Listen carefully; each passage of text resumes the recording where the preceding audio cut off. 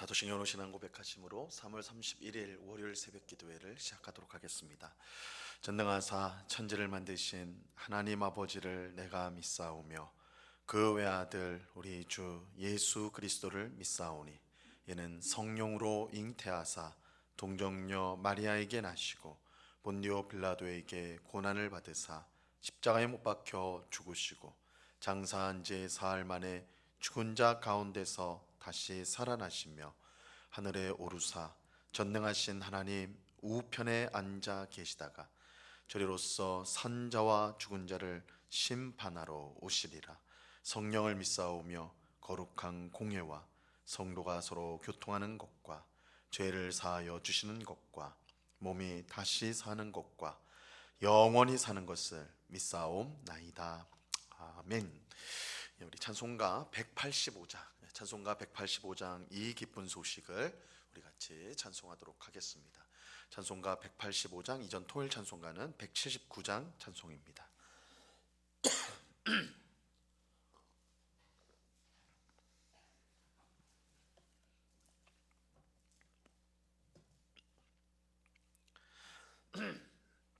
찬송가 185장을 같이 찬송하도록 하겠습니다.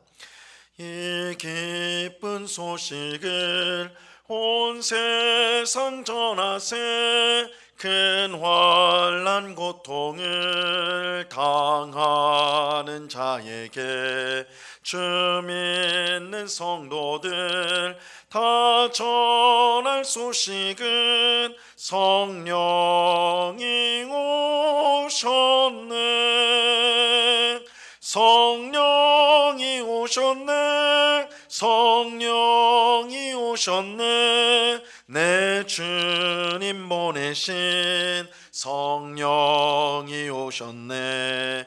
이 기쁜 소식을 온 세상 전하세 성령이 오셨네. 만왕의 왕께서 저 사로잡힌 자 다 구원하시고 참 자유 주셨네. 승리의 노래가 온 성에 들리니 성령이 오셨네. 성령이 오셨네. 성령이 오셨네. 내 주님 보내신 성령이 오셨네. 이 기쁜 소식을 온 세상 전하세 성령이 오셨네. 한없는 사랑과 그 크신 은혜를 늘 의심하면서 안 믿는 자에게 내 작은 입으로 곧 증언하리니 성령이 오셨네.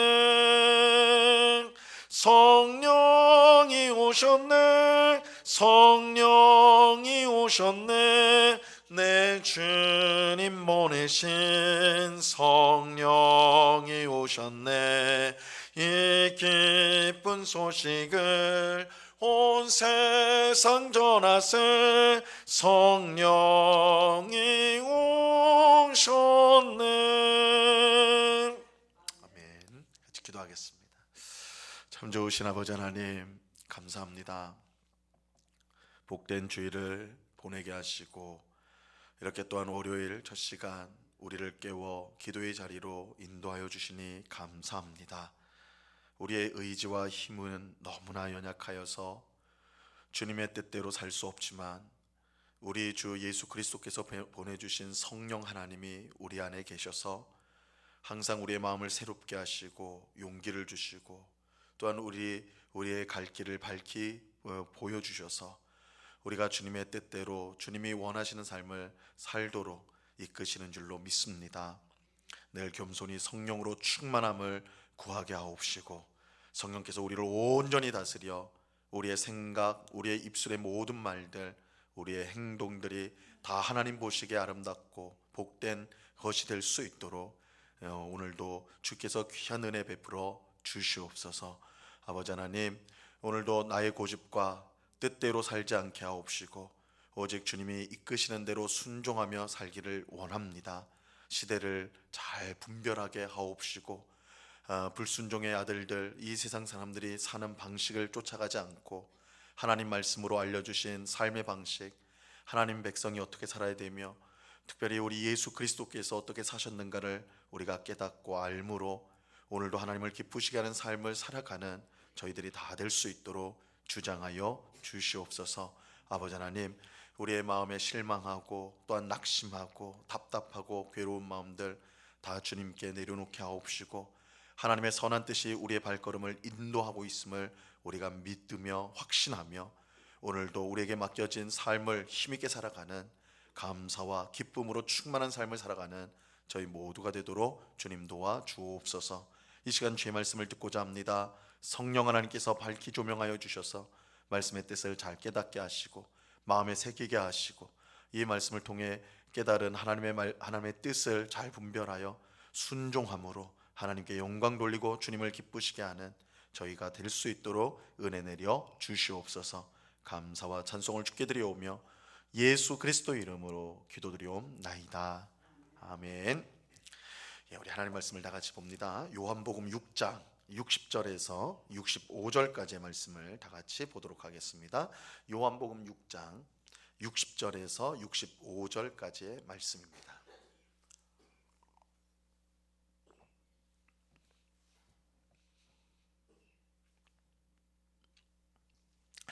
요한복음 6장 60절에서 65절까지의 말씀을 우리 한 목소리로 다 같이 읽도록 하겠습니다. 같이 읽습니다. 시작. 제자 중 여럿이 듣고 말하되 이 말씀은 어렵도다. 누가 들을 수 있느냐 한데 예수께서 스스로 제자들이 이 말씀에 대하여 수군거리는 줄 아시고 이르시되 이 말이 너희에게 걸림이 되느냐. 그러면 너희는 인자가 이전에 있던 곳으로 올라가는 것을 본다면 어떻게 하겠느냐. 살리는 것은 영이니 육은 무익하니라. 내가 너희에게 이른 말은 영이요 생명이라. 그러나 너희 중에 믿지 아니하는 자들이 있느니라 하시니 이는 예수께서 믿지 아니하는 자들이 누구며 자기를 팔 자가 누구인지 처음부터 아심이로라. 또 이르시되 그러므로 전에 너희에게 말하기를 내 아버지께서 오게 하여 주지 아니하시면 누구든지 내게 올 수 없다 하였노라 하시니라. 아멘. 우리가 계속 살펴보고 있는 이 요한복음 6장 말씀은 예수님께서 행하신 오병이어 기적과 이 기적을 설명하는 예수님의 말씀을 담고 있습니다. 이 오병이어 기적을 체험한 사람들은 가버나움에 있는 예수님을 찾아왔고 예수님은 회당에서 사람들에게 이 오병이어 기적의 참된 의미를 가르쳐 주셨습니다. 무엇보다 예수님은 자신이 하늘로부터 내려온 생명의 떡이라고 말씀하셨습니다. 그러면서 지난 시간에 살펴본 것처럼 내 살과 내 피를 먹고 마시는 자는 나로 말미암아 산다고 말씀하셨어요.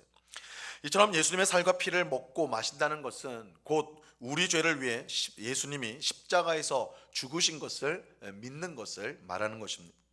하지만 당시 사람들은 앞으로 있게 될 예수님의 십자가 죽음을 알지 못했기 때문에 예수님의 살과 피를 먹어야 한다는 이 말씀을 제대로 이해할 수가 없었습니다. 오늘 우리는 이 모든 사건이 다 일어나고 성경으로 기록되어서 우리가 성경을 읽기 때문에 그 예수님의 모든 내용들을 우리가 성경을 통해 알고 있기 때문에 이 말씀을 이해하기 쉽지만 아직 이 사람들은 예수님이 앞으로 십자가에서 죽게 될 것을 알지 못했기 때문에 이 예수님의 말씀을 제대로 이해할 수가 없었던 것이죠.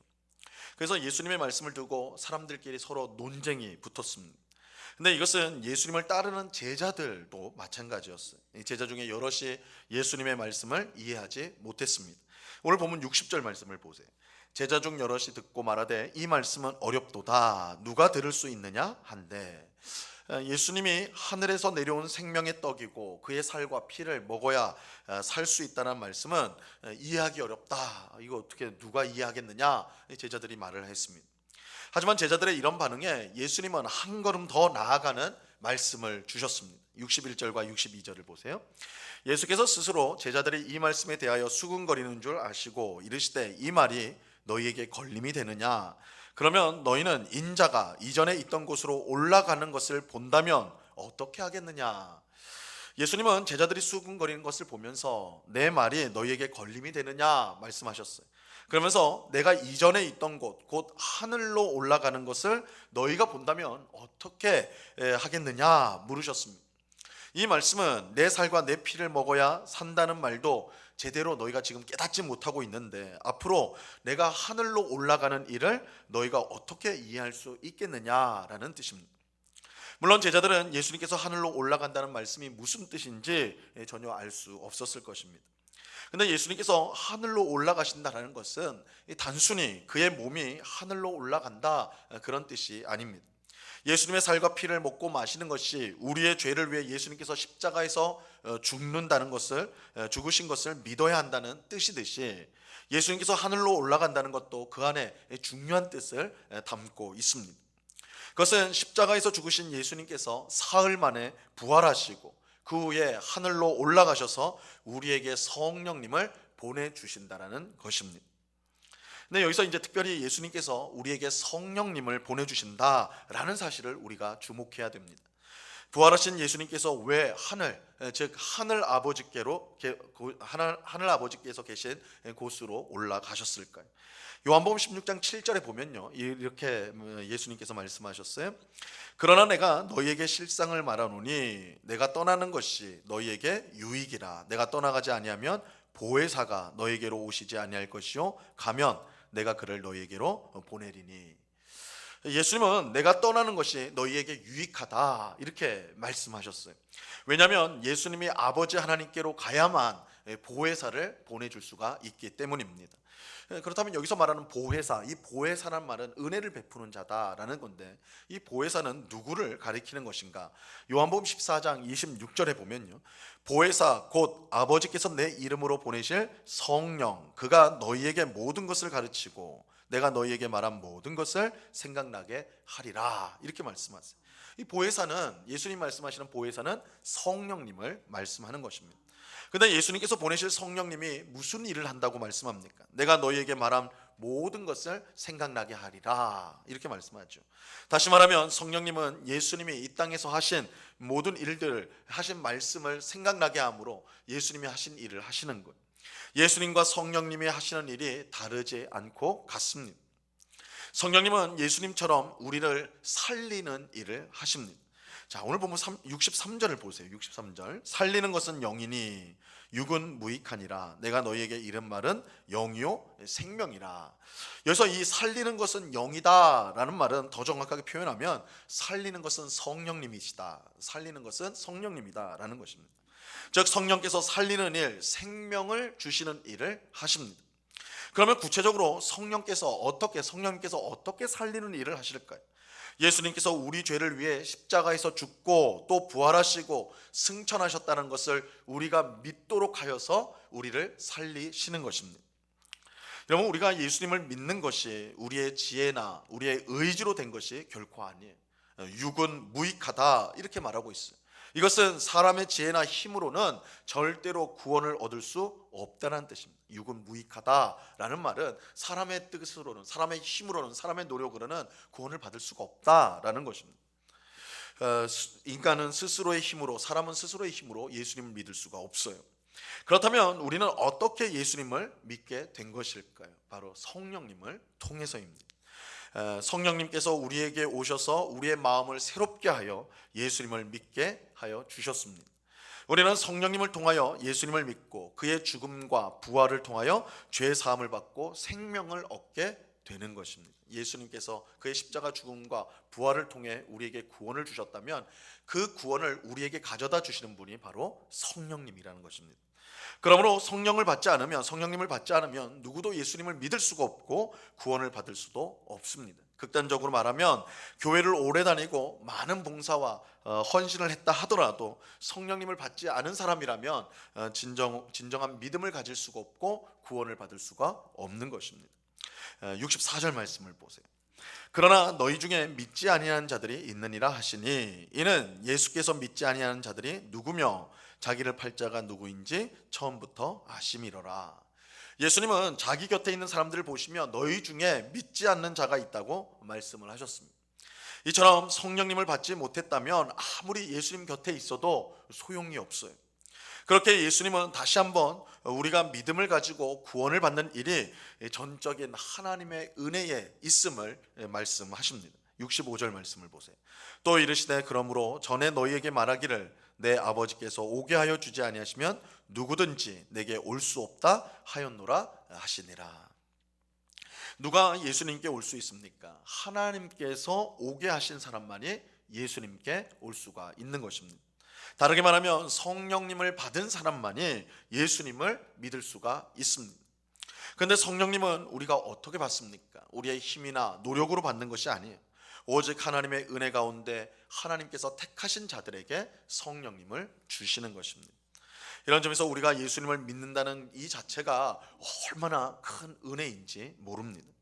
하나님의 선택을 받아 성령님을 받았기에 우리가 예수님을 믿는 것입니다.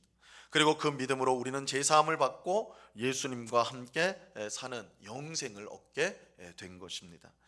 우리는 이러한 사실을 굳게 믿고 성령님을 주셔서 예수님을 믿게 하신 하나님의 은혜에 항상 감사해야 하는 것입니다. 그리고 성령께서 우리 안에 충만하시도록 항상 성령으로 충만을 구하고 성령을 따라 행하는 삶을 우리는 살아야 하는 것입니다. 그럴 때 우리는 예수님이 주시는 영생을 누리며 복된 삶을 살아갈 수 있게 될 것입니다. 이 새벽에 기도하는 우리 모두에게 이 귀한 은혜, 우리가 하나님의 전적인 은혜와 역사로 예수님께서 이 땅에 오셔서 구원의 역사를 이루시고 그 구원의 역사가 성령님을 통하여 우리가 그것을 믿게 됨으로 구원을 받게 되었다. 하나님의 자녀가 되었고 예수님과 함께 영생을 누리게 되었다. 이 모든 것이 하나님의 은혜로 된 것이다. 이 자리에 있는 우리 모두가 얼마나 큰 구원의 은혜를 받은 사람들인가, 그것을 기억하면서 하나님 앞에 감사하고 항상 성령으로 충만하여 주님을 기쁘시게 하는 삶을 살아가는 우리 모두가 될 수 있기를 우리 주님의 이름으로 간절히 축원합니다. 기도하겠습니다. 하나님 아버지, 감사합니다. 예수 그리스도께서 우리의 죄를 위하여 우리를 구원하기 위하여 십자가에서 죽으시고 부활하시고 하늘로 올라가셨습니다. 근데 이 모든 것들을 우리 힘으로는, 우리 지혜로는, 지식으로는 믿을 수가 없는데 예수님께서 보내신 보혜사 성령께서 우리 안에 오셔서 우리에게 오셔서 이 모든 것을 믿게 하심으로 구원을 얻게 하셨습니다. 이 모든 것이 하나님의 역사요, 하나님의 은혜입니다. 주님, 이렇게 하나님의 전적인 은혜로 우리가 구원받았다는 사실을 꼭 기억하고 항상 하나님 앞에 감사하는 저희들 되게 하여 주시옵소서. 이 값진 구원을 우리에게 주신 하나님께서 또한 우리에게 필요한 모든 은혜를 넉넉하게 부어주실 줄로 믿습니다.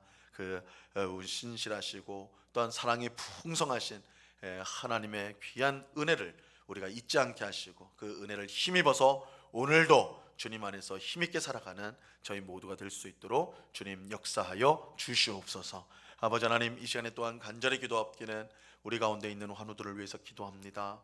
아버지 하나님, 환절기에 우리 많은 성도님들이 또한 여러 감기와 또한 여러 어려움들을 질병으로 고통하고 있사오니 하나님께서 은혜를 베풀어 주사 속히 치유하여 주시고 강건케 하여 주시옵소서. 여러 가지 질병으로 고통하고 있는, 오랫동안 병상에 있는 우리 성도들 하나님께 소망을 두게 하시고 치유의 하나님, 우리를 회복시키시는 하나님, 우리를 도우시는 하나님, 하나님을 바라보며 그 몸이 속히 회복될 수 있도록 은혜 베풀어 주시옵소서. 아버지 하나님, 마음에 여러 가지 고통을 안고 살아가는 극심한 스트레스와 우울함과 또한 두려움과 잠을 못 이루는 그런 모든 상황을 우리 주님 아시오니 그 답답한 마음 가운데 주님께서 참된 안식과 평강을 주옵시고 하나님이 우리를 지키시고 보호하심을 확신하면서 내 우편에 좌편에 위아래로 항상 주께서 우리와 동행하고 계신음을 우리가 확신하면서 이 모든 마음의 어려움들을 떨칠 수 있도록 마음의 평강을 누리며 살아갈 수 있도록 주장하여 주시옵소서.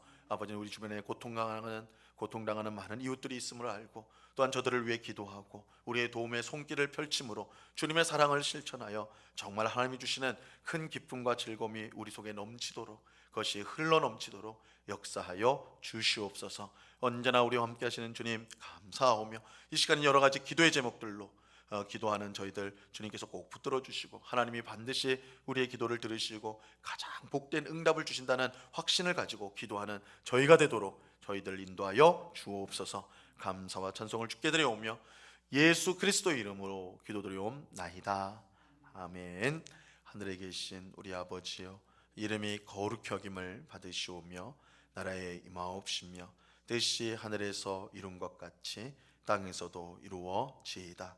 오늘날 우리에게 용할 양식을 주옵시고 우리가 우리에게 죄 지은 자를 사하여 준 것 같이 우리 죄를 사하여 주옵시고 우리를 시험에 들게 하지 마옵시고 다만 악에서 구하옵소서.